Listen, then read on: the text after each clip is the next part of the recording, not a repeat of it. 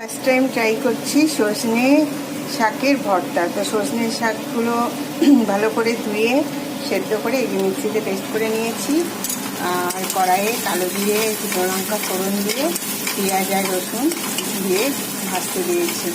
তো ভালো ভাজা হলে তো এটা দিয়ে দেবো, দিয়ে ভালো করে কষাবো। পেঁয়াজটা খুব ভালো করে ভাজা হয়ে গেছে।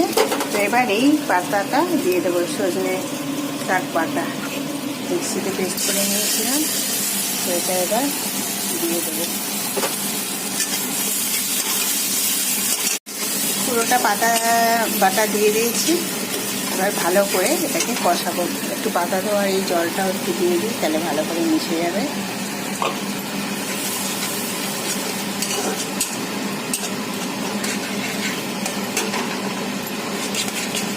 ভালো করে নেড়ে শুকনো করতে হবে।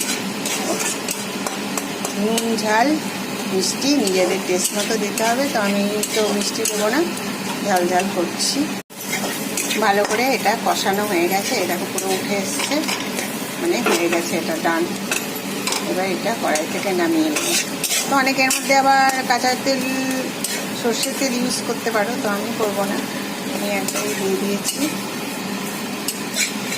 এটা সার্ভ করে নেব। হয়ে গেল আমার সজনে শাকের ভর্তা।